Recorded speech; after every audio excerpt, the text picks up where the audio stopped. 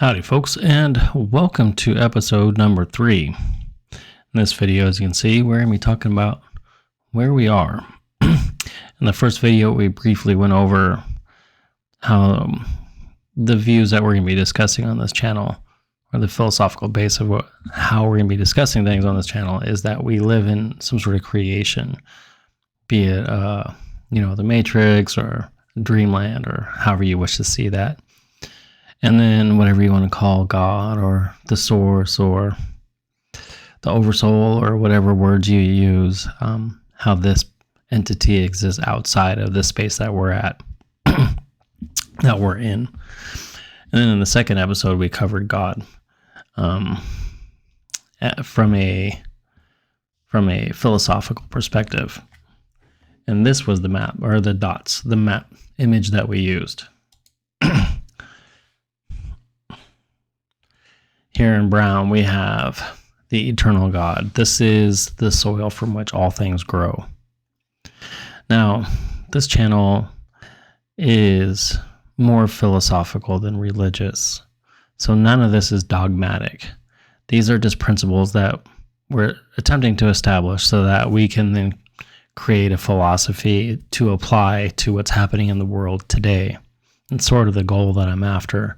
But we have to build this foundation first. So I want to make that clear. We're attempting to build a foundation to evaluate the events of today. And this soil is commonly, people say God is omnipotent and omnipresent and all these things. So God is all-knowing and all-powerful. So God is knowledge and power. God is information or data. Lots of mathematicians and physicists are coming to this type of a conclusion. They have holes in their math that they need to fill, just like we have holes in our being that we have to fill. And in this space, there is a nature, there is a way to the way things function, even in these spaces that we are not present in.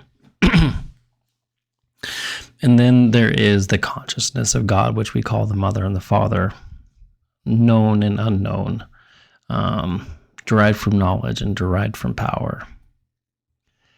And this consciousness created the material world that we live in, that we refer to as the living God. So this is the quaternity of God. God, the eternal, the living, and the Mother and the Father. And in this ethereal space, we have the original entities, intelligences, single-minded entities that probably originated and generated the need.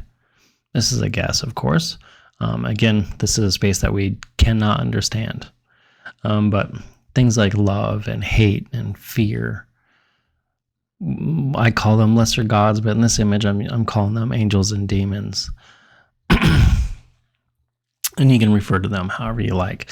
I like lesser gods, but anything works. And this is the more complete map of where we are. You see, we live within this space. This is our mind. This is our body. This is our brain. Our mind is the left and right hemisphere of our brain. But our mind is separate from our brain, and I kind of want to establish that fairly early on. There are parts of your brain that you have zero control over. The brain is part of the body. I like to refer to the mind as being something separate that rides above. It's the frontal cortex, of course. And it is bifurcated. And one of the reasons why I believe that the eternal God's consciousness is bifurcated is that we are bifurcated. And I believe that we were created in the image of God, or that through phenomenological evaluation of this environment that we live in, we can at least kind of guess at what exists outside of this space. If you ever create anything, you're going to create something that you know. It's hardly ever that you're going to try and create something as intricate as this with something that is completely abstract. And in this space, we too have a nature. This space has a nature things like magnetism and gravity and these sorts of things. And unfortunately, the lesser gods, the demons, the angels, emotions, intelligences, these things are also in this space. Things like war, lust, hunger, desire, these things, they are here too, and probably for a reason. So we can break God down basically into three quaternities. I don't know why I can't say this word, but this is God, the original, in the original state, omnipotent and omnipotent. What's power? Omnipotent, whatever, all-knowing and all-powerful, but having a nature. And then God became conscious, which is the living God, the eternal God, and the Mother and the Father. Again, these are not religious entities. These are philosophical concepts that we can use to apply later on. For me, this happens to be almost the religious belief. But a religious belief is just a philosophical belief that you put into practice for your daily life. So it is my religious belief. But that's not the intent of this channel. And then there is the material world. So the conscious world, the original world, and then the material world. And these three quaternities form the space that we live within and resonate from, along with the other entities, the other intelligences.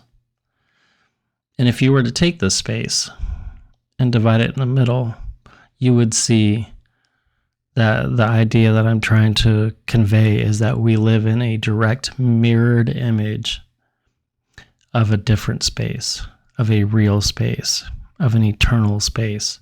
Now, we don't know what that space is. We are guessing.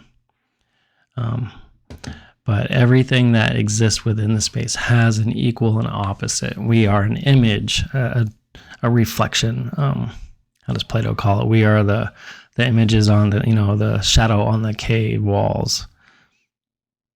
This is the space that we live in. You are here with a nature, with entities that are emotions, things that can possess you, with a mind and a body and a soul that resonates from the eternal space. It is our belief that this is your mind, or this is your body, this is your mind, and your soul resonates from this space into this space.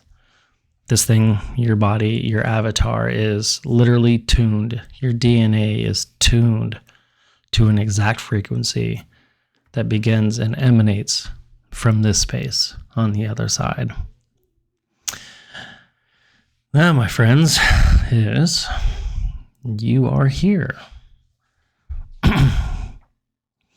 And in the next video, what we're going to go ahead and cover briefly is who we are, what we are. And after that, I'm going to go ahead and read the story that I wrote. That's going to be part of the Meek book. Book 1, Chapter 1. And it conveys these first 4 ideas in a story form. So perhaps if I'm not explaining it well, perhaps a biblical-esque story can help. And then from there, I'm not sure where I'm going to go. I was actually going to cover a story on happiness. I recorded it several times.